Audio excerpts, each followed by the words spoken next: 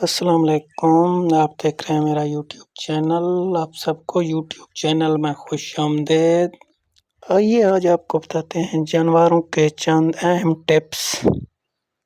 आज आपको बताते हैं जानवरों के मुंह के अंदर ज़ुबान और मसूड़ों पर ज़ख्म, ये किस वजह से होती है, ये क्यों होती है और इसका इलाज क्या है। इसकी वजह बाज़ औक़ात जानवर को मुंह खुर, भेड़ बकरियों को PPR या बाज़ औक़ात नोकीली चीज़ से ज़ख्म हो जाता है जानवर का मुंह, और इसकी वजह से जानवर खाना पीना बंद कर देता है। मुंह से झाग, रालें, मुंह पर सोजिश हो जाती है।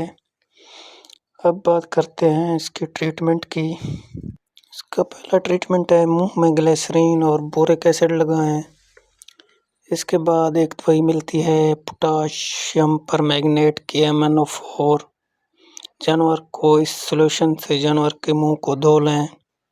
और इसके अलावा आप सोमोजल और बोंजेला क्रीम में से कोई एक मुंह में लगाएं। जानवर को नरम घास दें, खुश्क घास, तूड़ी बोसा बिल्कुल बंद कर दें ताकि ज़ख्म मुंदमल हो जाएं। अच्छा दोस्तों, अगर आपने चैनल को फ़िलहाल सब्सक्राइब नहीं किया तो चैनल को सब्सक्राइब करें ताकि इस तरह के वीडियो आपको मिलते रहें। वीडियो को लाइक, कमेंट, शेयर ज़रूर किया करें। आइए आपको बताते हैं दूसरा टिप्स। थान फट जाते हैं, खून बहता है जिसमें जानवरों के हैवाने के ऊपर ज़ख्म बन जाते हैं।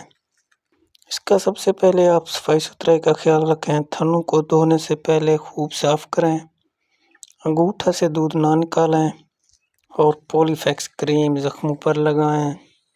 थनों को दूध धोने से पहले और बाद में एंटीसेप्टिक दवाई में डुबोएं।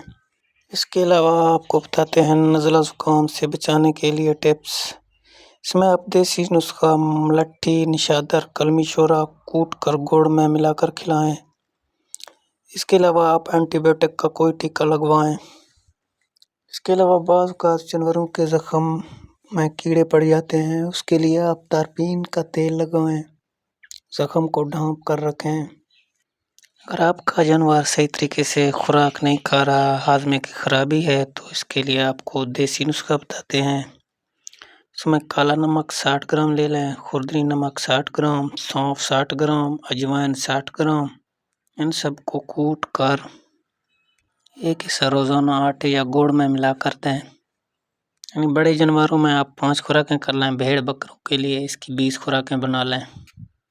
दोस्तों आज के लिए इजाज़त चाहते हैं, इंशाल्लाह फिर मिलेंगे एक खूबसूरत वीडियो के साथ। तो हमें याद रखना, हमें दीजिए इजाज़त। खुदा हाफ़िज़।